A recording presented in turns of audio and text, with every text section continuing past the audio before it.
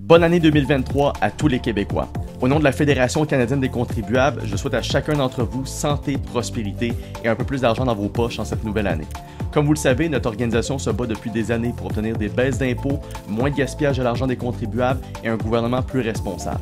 Afin de garder le gouvernement à l'œil et aussi de veiller à ce que vous récupériez le maximum de votre argent, on s'est dit que ce serait intéressant de soumettre 5 résolutions afin que les contribuables québécois soient respectés en 2023. Alors enchaînons. La première résolution est possiblement la plus importante, les baisses d'impôts. Pour ceux qui s'en souviennent pas, le gouvernement de François Legault s'est fait réélire en 2022 en promettant des baisses d'impôts de 2,5% pour les deux premiers paliers d'imposition, dont 1% serait réduit dès l'année 2023. On parle de centaines de dollars qui vont pouvoir être récupérés par des familles qui ont la difficulté à joindre les deux bouts, alors que l'inflation et les taux d'intérêt n'arrêtent pas d'augmenter. Malheureusement, dans la dernière mise à jour économique, le gouvernement Legault n'a pas chiffré les baisses d'impôts. Donc, il va falloir s'assurer de maintenir la pression sur le gouvernement afin de s'assurer qu'elles apparaissent bel et bien sur le prochain budget qui va être livré en mars 2023. Notre deuxième résolution, le plafonnement des tarifs gouvernementaux. Juste avant la fin de la session parlementaire, le gouvernement a déposé le projet de loi 2 qui vise à limiter l'augmentation des tarifs à un seuil d'inflation de 3%. Pour ainsi dire, que ce soit les permis de conduire de la SAAQ ou les tarifs d'électricité d'Hydro-Québec, l'ensemble des tarifs qui sont soumis aux contribuables québécois seraient limités à un seuil réaliste et qui serait beaucoup plus accessible pour l'ensemble de la population. Ça forcerait aussi le gouvernement à utiliser de manière un peu plus judicieuse ses ressources au lieu d'en demander constamment aux contribuables québécois.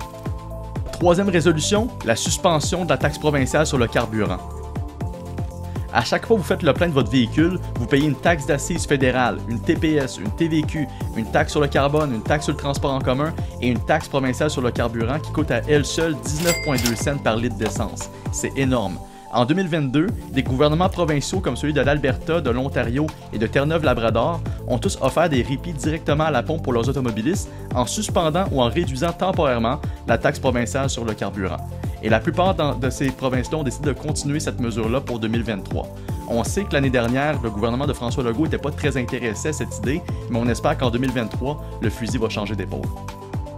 Notre quatrième résolution, bloquer la taxe kilométrique.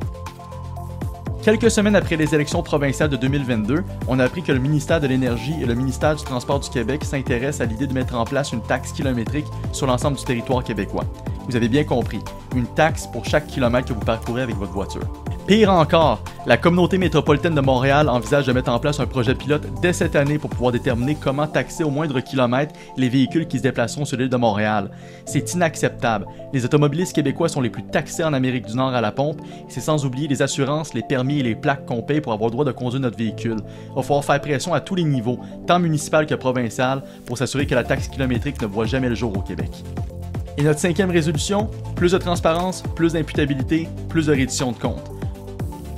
Que ce soit les 6 enquêtes à l'éthique pour le ministre Fitzgibbon, ou les contrats qui ont été octroyés à la firme McKinsey, ou encore le projet ILIO d'Hydro-Québec pour lequel les demandes d'accès à l'information sont toujours sans réponse, ou même les avis écrits publiés par le directeur de la santé publique durant la pandémie, le gouvernement du Québec doit changer ses pratiques pour redonner aux Québécois confiance en leurs institutions démocratiques. Tous les employés de l'État, peu importe leur niveau ou leur fonction, doivent être imputables, la reddition de comptes doit redevenir une norme, et la transparence doit devenir une valeur centrale du gouvernement québécois. Sur ce, au nom de la Fédération canadienne des contribuables, je souhaite à tous et à chacun d'entre vous une bonne année 2023 et souhaitons tous ensemble que ces résolutions deviennent réalité cette année.